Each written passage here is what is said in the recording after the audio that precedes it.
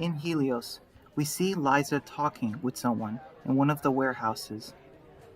So these are really our resources stats for the next year? She asked the woman. I'm afraid so, Commander. Our gas is going to be completely gone without a replenishable solution. Not to mention everyone is always begging for more toilet paper and paper towels. Food will manage the best, but with the addition of even more people, medicine is going to be an all-time record low, she stated. Hello, ladies, senior distributor, he said. They saluted. General Miles, what can we do for you? They said. I wanted to discuss something important with you, Commander. Please follow me, he said. Liza gave the records back to the woman. I'll see what we can do, she said, leaving. Is everything all right, General? She asked. I believe so. I assume you were talking with her about our supply situation, he stated. I was, she said. And? He asked. We're not going to starve, but more and more people are decreasing our stockpiles of medicine. I think we should start investing in a herb lab immediately, she offered. That's not a bad idea. We could ask Greensville, he said. But first, I want to show you something. I think it's time you saw it, he said. General Miles led Liza to the elevator outside as they approached the main headquarters. Seriously, Cade, what's this about? She asked. I want you to see it first, he said. We see him going to the elevator and unlocking it with his card before he enters it with the commander. As they enter, the general then takes a key and puts it inside before pressing the lowest level. The doors closed. Wait, I thought that floor was full of faulty wiring and sewage, she asked. It's not. You know -1 is where we have the tunnel systems, but there's one even below that. I discovered it last year while searching through Nordington's old records, he said. A secret floor? She asked. What's down there? She said. Wait a damn moment, will you? He said. Liza backed off. Suddenly the doors opened, revealing a huge and massive room. We're 100 feet below the surface, he said. What the hell? Liza was awestruck. And this was below us all this time? She asked. Yeah, it was, he said. There's not even any cameras down here, he said. And we're 50 feet below the tunnels. General Miles turned the key, activating the lights, and a loud humming was heard. As we see the lights go up, it shows a massive room with giant lights. The place was full of supplies, guns and ammunition. Liza saw shelves and shelves of packages. Liza looked around. What are these? She asked. Supplies. Airtight sealed antibiotics, morphine, gauze, toilet paper, emergency rations, water, self-powering flashlights, emergency radios, ammunition, guns, grenades, cots, gasoline, and on and on. $500 million worth. He showed her some confidential files listed FEMA. Before the outbreak, the government had a contingency plan to relocate the state's governing officials here in case of an emergency. All states had their own form of the outbreak. They wanted this to be the last government agency to keep running within the state, he said. This is insane. No wonder Nordington didn't want to let people in here. He would have had to use this place eventually, she said. That's right, he said. Wait, so you found this place last year? She asked. I did. No one but us knows about it. Liza was taken aback. Wait, Caden, why the hell did you wait so long to tell me? She asked. What do you mean? You and I have been with each other for so long, and now you're telling me that we have a $500 million pantry beneath us? The workers inside are barely getting by. Our other branches are struggling, she said. I was always going to tell you, but I didn't want to do it until it was the right time, he said. I just wanted to make sure you were ready, he said. Ready? Liza, I love you. You've been with me since the start, but sometimes you struggle with doing what needs to be done, he said. You've got a good heart. I needed it when I lost Lacey and Kaylee, but all of it takes is one slip-up, and everyone will know about this room, and we lose everything. The more people that know about this stockpile, the more they're going to want it and share it with everyone, no matter how desperate the communities get. We are the Patriots, us, not them. This place falls, and it's over. We're the last government agency still running after all these years, he said. I wish you told me sooner, she said. Liza, what's wrong? He asked. You lied to me, Caden. You kept this from people, from me. We're supposed to be partners, share everything, and right now, I feel we don't keep secrets from each other. We're supposed to be partners, share everything, and right now I feel we don't keep secrets from each other, Caden. And this was a huge secret. She was mad. Liza, I'm sorry, he said. That's not good enough right now, she said. I need to be alone right now, she said, going to the elevator and leaving him there alone. Back in Huntington, we see Patriots on the walls. They are taking down walkers. We also see a group of people running as part of a regiment program. Rachel was getting up from her bed, all alone, when she runs into the bathroom. Tyler wakes up, hearing the horrible sounds. He rushes to her and sees her bent over the toilet, throwing up. Tyler runs over to her and grabs her hair. He moves it away from her face as he holds it. I got you. Take it easy, he said. After some time, we see Rachel rinsing her mouth as she sits down next to Tyler. So, do you want to talk about it? He asked. Later, we see the two siblings in the woods as they walk. Rachel covers her mouth as Tyler kills a walker, protecting her. Rachel was carrying a backpack and drinks some water. She was definitely more pale, as she was in her second trimester of pregnancy. Tyler looked back at his sister. We should rest, he told her. Rachel looked, seeing a fallen tree. There, should be good, she said. Her and Tyler sat down as they took a moment to relax. They were at least a mile away from the city. They had peace and quiet, and no Patriots to worry about here. Are you growing a mustache? She asked. Tyler looked, touching his facial hair. He was almost 16 after all. We're not here to talk about that, he said. Why not? I'm proud you're getting older and taller, she said. Not enough, he said. What are we going to do? He asked. We hid all the pictures with you and Benjamin months ago so they wouldn't know you were pregnant with his child. They think you're siblings. Very weird. But it's better than them knowing you're married. So what's next? I've been talking with Patrick. He's been keeping our gun stash hidden from the Patriots. They still haven't let us see Benjamin. We're not playing nice anymore. Somewhere else, we see Alan Hill and Trevor and the other Patriots trying to listen in. We see little wireless transceivers and vases and plants all around the city. Do you want to meet up later? A civilian asked. No, I can't. I got training later with the fucking Patriots, he said. They listened in on everyone's conversation, spying on the community. What's wrong, Lieutenant? Trevor asked. I still don't like spying on these people. It's wrong and a waste of resources. Honestly, they're going to find them eventually. I still think this is a bad idea. I mean, if they find them, he said, they'll do nothing. Hey, by the way, this Rachel girl, what do you know about her anyways? He asked. She's cooperative with us, has been for the last 3 months. Honestly, the way the girl carries herself trying to run an entire town is insane. I think she's good. Got nothing to worry about, he said as Trevor nodded, not fully convinced. Sure, sir, whatever you say, he told him. Well, I'm gonna take the tapes back to Helios. See you, Lieutenant. Have fun with the sheep, he said, leaving. How did you ever figure out they were spying on us? Tyler asked. A week ago, after they put them in. I've told the others so the Patriots would have no reason to take anyone away, she said. We should have destroyed them, he said. If we do that, they'll notice and it'll be bad, she said. I miss Benjamin, she said, crying, getting emotional. I miss Benjamin, she said, crying, getting emotional. I miss seeing his face every morning. Face. With him, I always felt safe and happy. I finally found someone who loved me unconditionally in this world, and he gets taken away from me. I think about him all the time. If they're hurting him, if he's alive, if he's even still himself, God only knows what they're doing to him. Last time he was gone for so long, I almost lost him and he was tortured because of me. And here I am again, waiting for him, not being able to do a damn thing. I should have told him about the baby. I waited too long, she said. Tyler comforted her, hugging her. Hey. You're taking great care of everyone here. Keeping the peace, taking care of the baby. You are doing everything you need to be doing. Benjamin will come back.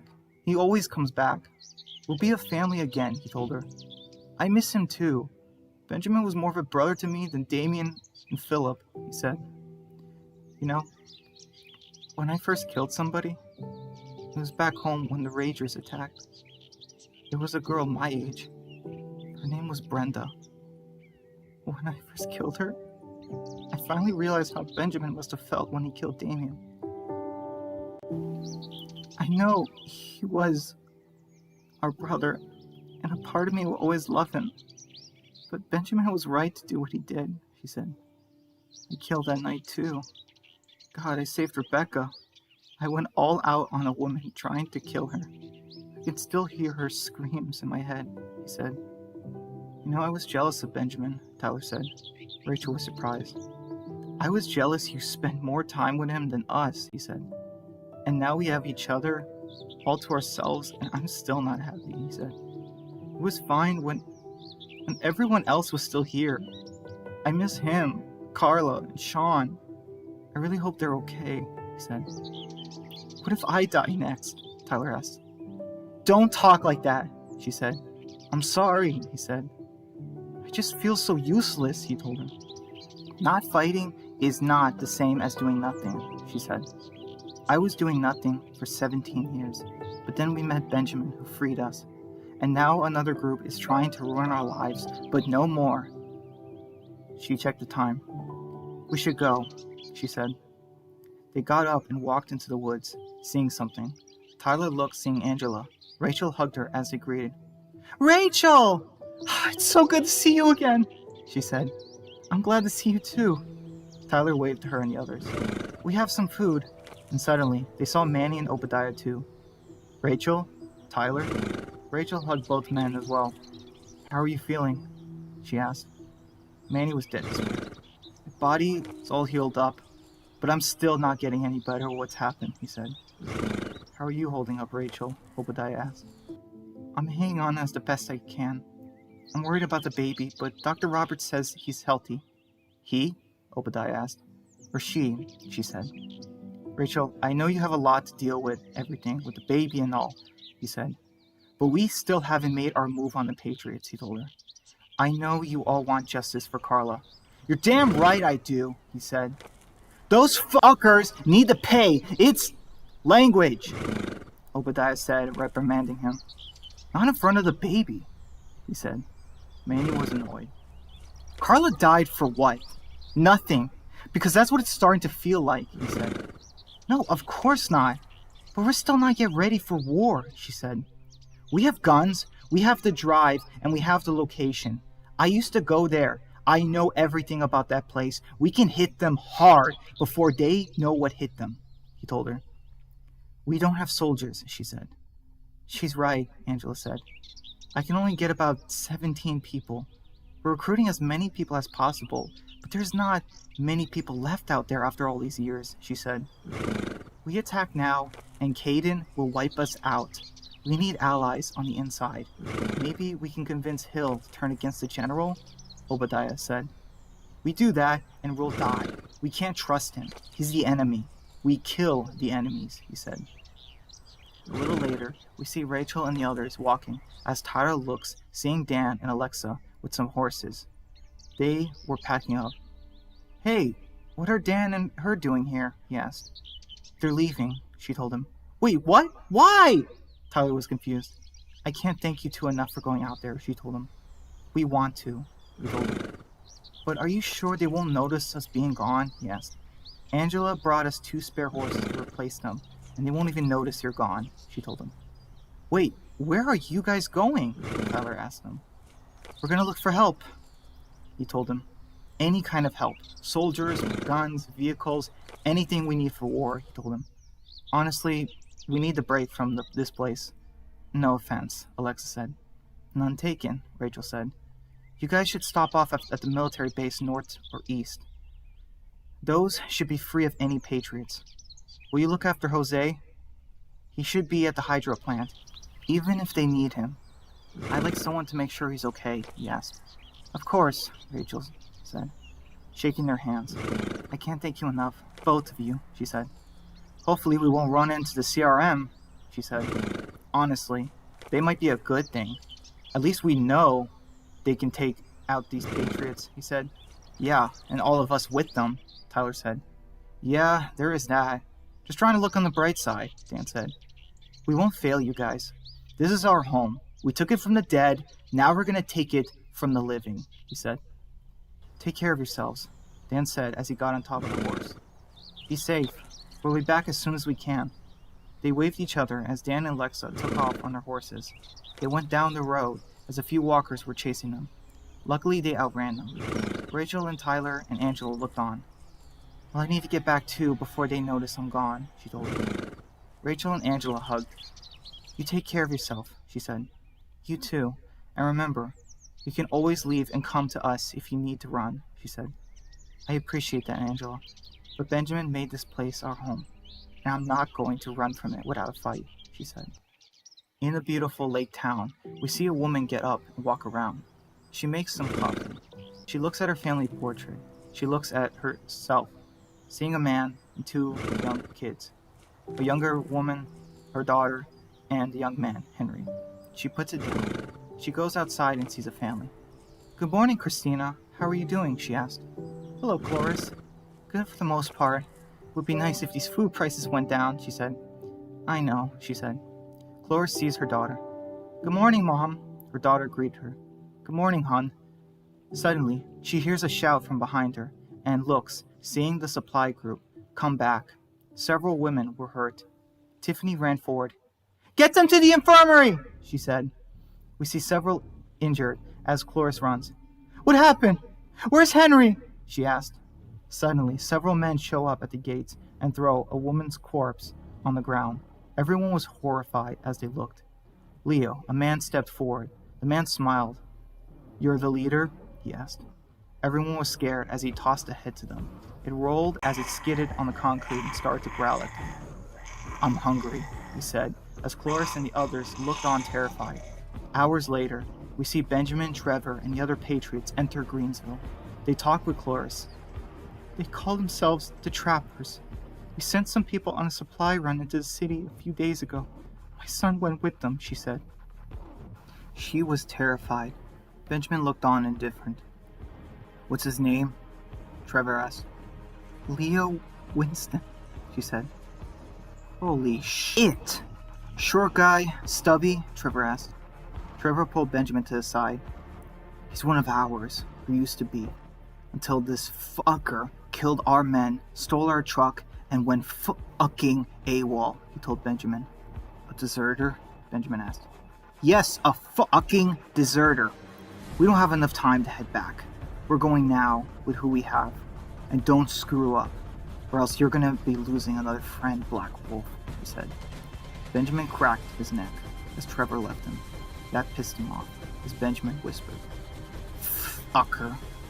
Benjamin then cracked his neck again as he cocked his gun. He ejected the bullet and started playing with it as he sat down next to Miss Cloris Jefferson. Captain Dallas took my husband 6 months ago, and now my son has been taken, she said. Why was your husband taken? He asked. Because he was the leader, she said. Benjamin listened to the woman cry, and Benjamin did not flinch, not being moved by her crying. Cloris, I need you to focus. What can you tell me about the trappers that showed up? I also need a layout of the city, he told her. Hours later, we see Benjamin and the other Patriots look at the binoculars as they look in the city. They see a car driving by. That's one of them. Mark it, Benjamin said. I'm gonna need one of you here, he told his men strictly on surveillance, and to be our eyes. I'm gonna go down there, and remember, the priority is getting the hostages back. Second priority is wiping these trappers out, he told them. Benjamin then took a map and a phone. He marked them. Each of you take a picture of this map. We're gonna discuss terms with them here in the square and deliver the supplies. Once we do, hopefully this will be over, he told them, as Trevor looked on. And by the way, I'm calling it fucking dibs. I'm the one who'll bring his head to the general, he said. So try not to get in my way, he said as Benjamin smiled. We see Benjamin and the other Patriots going through the streets. Reiner and the others suddenly Benjamin stops them, seeing a wire and trap in the alleyway. "Not this time," he said, pointing to a grenade in the wall. We see Cloris and the other Patriots around her, as Benjamin is next to her. They deliver the supplies to Leo. Benjamin and them cover themselves in guts as they move through. The men are disgusted. "This smells awful," they stated. "Be quiet," he said. "Corporal Hunter, what is the plan?" he asked. "One team is going to look for their base while the other deals with the hostage negotiation in case this gets bad." "You think her son is still alive?" he stated. "It doesn't matter if he is or isn't. These wanderers pose a threat to the community. They need to be eliminated," he stated. Brent was talking to Reiner. "Hey, I heard Trevor calling Hunter the Black Wolf. What's that about?" he asked. "Well, apparently, from what I heard, he killed Sergeant Lang and a whole shitload of Patriot soldiers months ago," he told him. "That was him?" he asked. "Yep, he was covered with their blood, drenched in blood. I'm talking dyed hair and face, that nasty shit," they said. "No way," he said. "No, it's true. I heard it from Private Calvert. He was there. He told me Miles tested him, sicked a whole pack of biters on him in the fucking pitch black, but he survived," he said. "No way," he said. "No flashlight?" they asked. "Nope, no light of any kind. You remember how the alarms were going off? He actually made it to the arena from section gate 3C. Apparently he fought his way through the entire way," he said. "How's that possible?" he asked. "I don't know, but I think Trevor calls him Black Wolf, like he's a demon, and the general wants to save him for the CRM. Honestly, why else keep someone who was against us?" he asked. "I heard he killed them all himself, broke free from the van he was captured in like a beast," they continued to gossip. Outside, Benjamin looked on, keeping watch, as Ben appeared next to him. "They're not your friends," he told him. "You may have been around them a lot in these last couple of months, but they're the fucking enemies, I know," Benjamin said. "For Carla and the others," he said. "You ever feel bad about not telling Carla back you liked her?" he said. "I mean, she was there for us, all the way, since the beginning, helping us. If it wasn't for her, you never would have become a soldier. She inspired you to be stronger, and now you've outlived her," he said. Benjamin was upset. "I wanted Carla to be in my life, but no matter how much I think about her, I just couldn't. She knew how I felt about her, and that was enough for her. But I couldn't do anything," he said. "The Patriots won't stop until they have it all, though. Even if we do get her son back, this is just borrowing time. I need an opening," he said. "And you'll have it. Just need to take a chance." Benjamin said, smiling. He wiped the blood from his face. "But when it does, remember, no holding back. Black Wolf, you're gonna end this, once and for all. Every last one of them," he said. In the building, we see Henry and Estelle. The door opens and Henry begs for his life. "My mom will give you anything you want," he said. "She already has. She called the Patriots on us." Henry was upset. "No one is coming for you now." Henry was crying. "Look at you, a full-grown man at the end of the world, and you're still expecting your precious mother to save you. Pathetic. You're the reason we're so close to extinction from the dead," he said, leaving. We see Leo giving orders to the others, and far away, Trevor is talking with Private Calvert. "I don't think the general has it anymore. Think about it. Sooner or later, people will want a revolution. Let me ask you something. Do you honestly believe that General Miles has it all figured out? Ever since he lost his family, his damn mind cracked, and now those cracks are starting to become holes. It won't be long before we have a breach," he said. "We're expanding too far and are too spread thin, and now I have to make sure we get some Brad back. I was a captain, and now I'm babysitting for the Black Wolf," he said. "I'd be careful with your words. And you're just mad he demoted you," he said. "Of course I am. I've been with him since day one when the outbreak happened. And sure, I'm not perfect, but I saw these people for what they were, the enemies. Miles wants to recruit everyone into fighting the CRM, but he can't see that not everyone is going to follow him. Not everyone shares that same goal. People have been fighting for thousands of years because they couldn't agree on one religion or president to follow. The farther we go out there, the more we become a target for those people. We should be trying to avoid them as much as possible, not finding them and getting ourselves killed, not babysitting these communities and fighting their battles for them. He looked down, seeing Benjamin and the others parking a truck in the alleyway. Black Wolf, are you finally done setting up? He asked. Negotiations are in 1 hour, he stated. Fuck you, he whispered. Yes, Sergeant, preparations are all secure. We have lookouts in all positions, he stated. All right, don't fuck this up, or the general will have my ass. And if he does, your friends too, he said. Benjamin cracked his neck. I'm going to fucking kill that fuckface, he whispered. Calvert stepped in. You know, the more you agitate him, the more brutal of a death that guy's gonna give you. I've seen how you treated him these last few months. Don't poke the bear, he warned him. Trevor laughed. He can't do shit to me. His little brother is still in Helios, and from what I hear, his sister is back in Huntington. He has a sister? Calvert asked. Apparently pregnant as well. If anything happens to the boy, we know who to go after next. We separated the alpha from his pack, and now he's my dog. He tries anything, and it'll be worse than before, he said. I hope you know what you're doing, sir, for all our sakes, Calvert said. Leo was then giving orders to his men. Remember, I want a sniper with the most ammo on the rooftop, he said. We see a masked Henry. Why are you doing this? He asked. Why?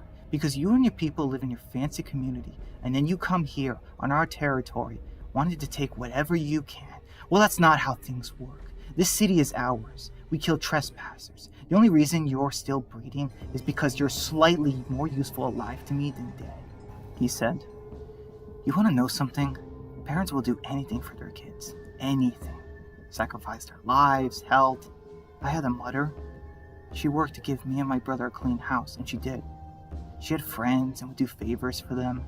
She was always exhausted. She had to take medicine to sleep because she had to work. You see, parents love their kids, but sometimes they don't realize that they're slowly killing themselves for their kids or other people.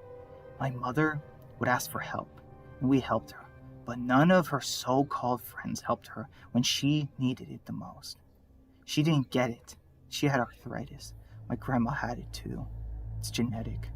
She loved us so much, she couldn't see she was killing herself to provide for us. She died at 50 because her health got so terrible. From then on, I decided to never have kids or allow someone to have as much power over me. I was with the Patriots because we were strong, but then I realized I was just a pawn, not even my own fucking man I left, because that's the point, he said. Kids are our weakness. Everything is fucking pointless. Who we choose as a president before was pointless. Funerals were pointless. The relations we had are pointless. Everyone dies. The one thing that isn't pointless is death, because it's the one thing that no one can fight back. Everyone reaches it, and it has the final say. Then why are you doing this? Why won't you just let me go back to my family? He asked. Because what's life without a little fun before death? He asked, getting up, leaving a scared Henry all to himself. In the lab, we see Sean and Alice restraining a walker.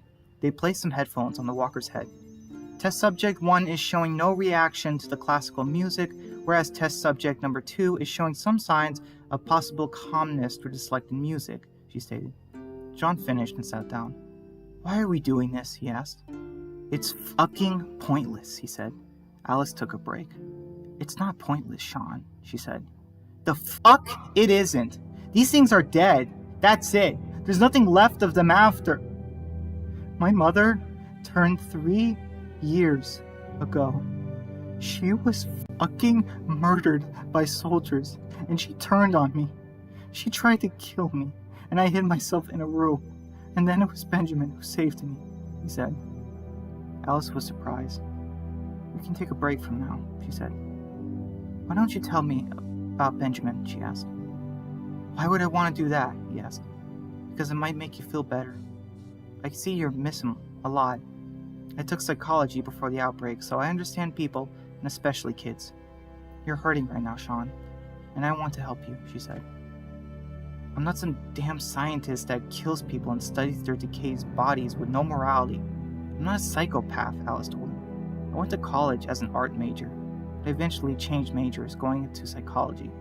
I eventually realized that no one in our community wanted to study the dead, and I decided it would be my job. We can learn from them.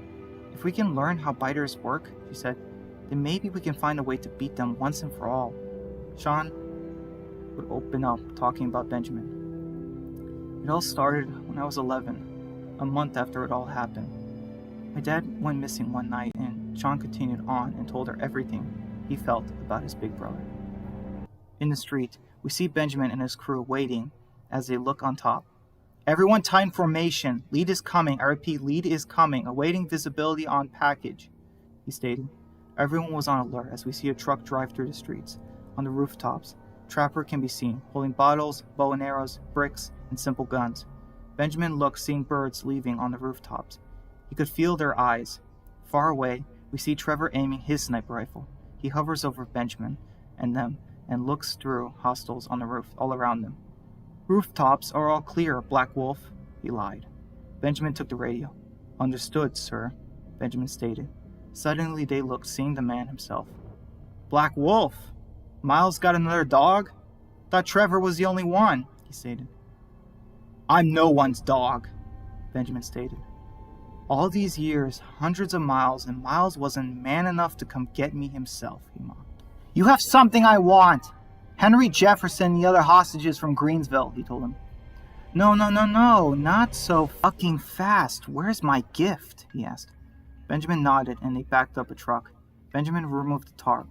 It's all there. Everything you asked for. 200 cans of edible food, 30 gallons of water, and 10 bottles of antibiotics. Benjamin then closed it. Now then, he stated. Leo whistled and he brought Henry from the outside. Leo pulled a knife. Say hello, kid, he said, stabbing Henry in the leg. Ah! Oh God, please stop! He begged. Benjamin took his gun. Enough! He aimed his gun. Mace, the key. And I won't twist the knife and cut his artery, he stated. Benjamin gave in, tossing the keys to Mace, and used them, taking the vehicle full of supplies, driving off. So what now? This the part where you fucking double-crossed us? He asked. You're no fun, kid. But yes, he stated, as a shot was fired. Someone was hit in the chest, but still alive. On top, Trevor watched as the chaos erupted. Benjamin quickly pulled a flash grenade as everyone was blinded. Benjamin moved, taking cover, as people from the rooftop started throwing bricks and bottles, but Benjamin and the Patriots opened fire, killing several of them. Leo looked around as he took his gun. He fired back, missing them, as he cursed. Benjamin then moved in closer as he tackled a trapper. He pinned him with his gun before shooting his hand, severing it as the man screamed. Benjamin then dropped him as he fired, hitting a random trapper in the leg. The walkers were coming as Leo whistled hard. That was the signal as everyone started packing up and running. Hold fire! Hold fire! He shouted. The walkers were coming as Benjamin ordered everyone to retreat. Benjamin and them got inside the warehouse. They looked, seeing the empty and deserted truck. Fuck! They're gone! He stated as he took the transceiver. Trevor was not happy. Disappointing negotiation, Corporal, he told him. What am I supposed to tell Miles? He asked. Where was our covering fire? He asked back. I was dealing with a large group of infected that attacked us from the rooftops, he lied. Benjamin smirked. Well, Black Wolf, Leo is somewhere in this fucking city, and we need to find him with the biters coming down on us. How the fuck are you gonna do? He asked, as Benjamin walked away. Do we still have the dogs? He asked. Yeah? Why? He asked. Benjamin was petting the dogs. I crippled several trappers during the attack.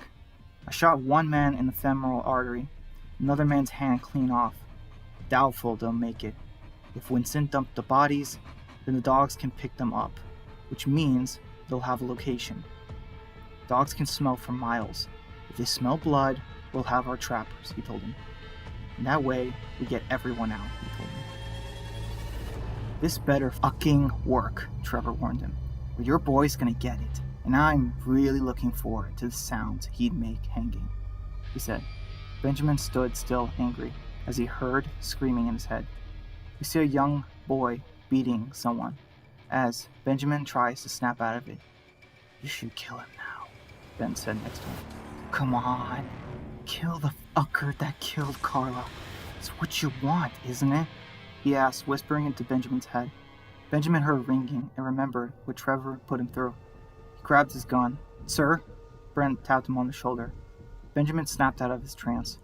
Benjamin moved away. "All right, everyone," he told his team. "This is our next move." He got them all together. As Benjamin and his team were driving down the street, we see in the city, we see trappers on the rooftops. One of them sets a pigeon into the air as another one from a different rooftop receives him. Benjamin drives the car as the dog sits next to him, with the window open. He sees a large group of walkers in front of him. Benjamin stops the car and reverses it. On the rooftop, someone throws a Molotov cocktail at them. It exploded above them as it hit the hood. "Shit!" Benjamin stated. "Aim for the windows and roofs!" he ordered.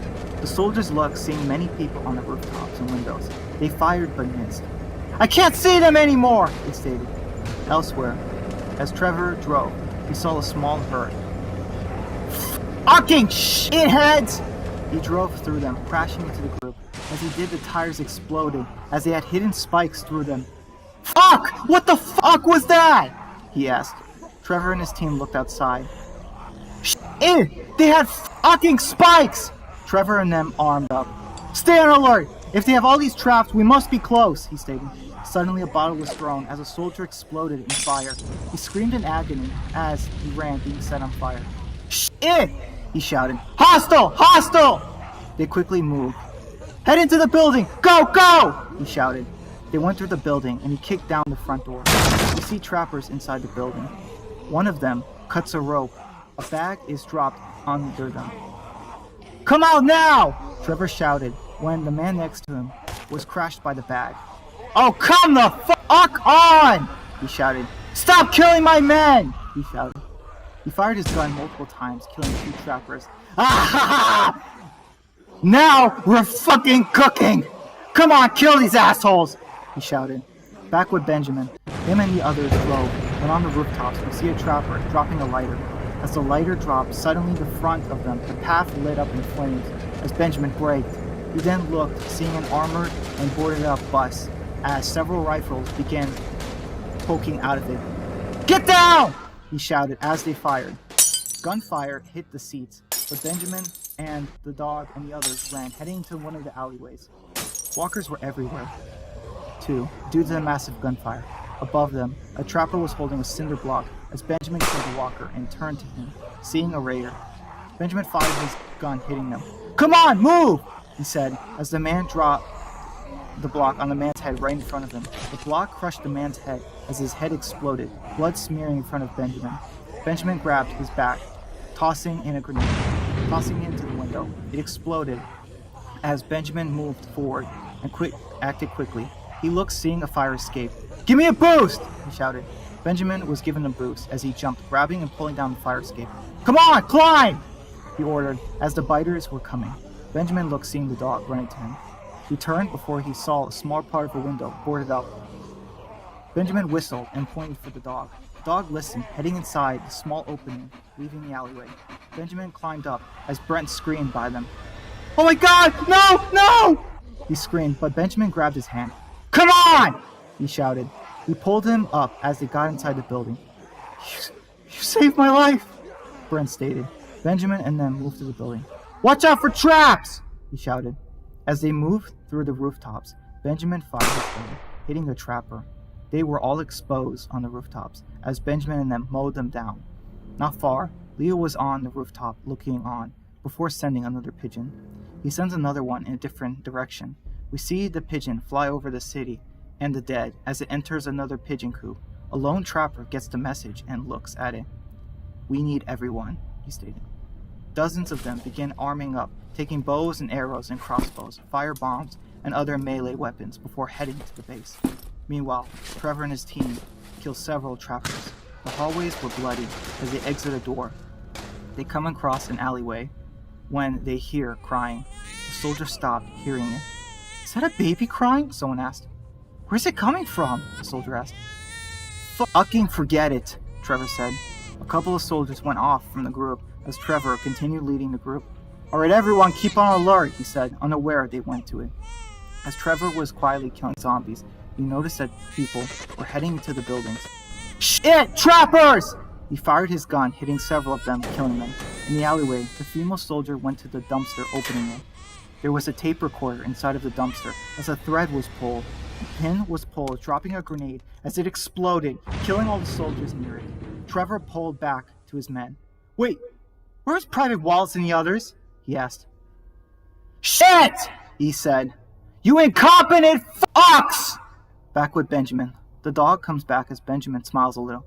Hey boy, glad you're okay. Where do we go? He asked. The dog starts to lead the way, while back with Leo, his right-hand man appears. Sir, we lost over 20 men. Ian and his team managed to secure the vehicles, but it's not looking good. They made it past all 4 perimeters, and it won't be long before they make it here. Should I get everyone ready for evacuation? He asked. Excuse me? Evacuation? Leo asked, slowly getting up, walking to him. And let Trevor and his pack of dogs think they've won? Remind me, what are we? He asked. Trappers? Fucking trappers. We don't run. We trap and we kill. It's our way. Miles can send as many dogs as he wants, but we'll kill those ones as well. I've ordered everyone to retreat from the districts. Once they make it back, we'll outnumber them 5-1, he stated. You better get ready. Think it's time we paid our guests a visit, he stated. As Benjamin and his team moved through the street, he noticed that the street was fenced off. He tried to look for another way, but he sees a raider on the roof throw down a firebomb. As the street is set ablaze, their path is blocked as Benjamin and them get boxed in. This way! He told them. Benjamin and them tried to go for the window when the metal shutters were blocking them. Fucking shit! This is blocked too! He told them. They fired their guns into the dead. Running out of ammo, sir! They shouted. We see Leo and the other man walking in the hallway. Benjamin and them ran inside one of the buildings. Close the doors! Barricade them! He shouted. The men took furniture and barricaded them. They closed the heavy doors. Benjamin then pulled his walkie. Dallas, where the fuck are you? He asked. Benjamin then noticed that they were in some sort of auditorium. We see Leo going to a rope. Looks like we have guests. Time to feed them, he stated. Leo got on his walkie. Open them all now, he stated. We see the trappers all open rooms as Leo reaches his knife to the rope. Benjamin looked around. The building was dome-shaped, and he looked up, seeing something around the ceiling. Leo cut through the rope. Benjamin moved, pushing them out of the way. Oh shit! They shouted. What the fuck? Above them, a large object was dropped above their heads. Benjamin and them were nearly crushed to death as it collided with the ground, smashing into pieces. The clash sparked a loud sound erupting all over the auditorium. The dog barked loudly. A piano? Someone shouted. I am fucking sick of these fucking traps in this fucking city! Benjamin shouted. You missed us, assholes! Someone shouted. Benjamin and them got up. Wait, something's not right, he stated. What are you talking about? We're okay, one soldier stated. Shut up, Benjamin shouted. Listen, he said. They listened on as they heard groaning. Benjamin and the others looked as in the hallways and balconies all around the dome were numerous spiders. They were everywhere. Dinner is served, Leo stated.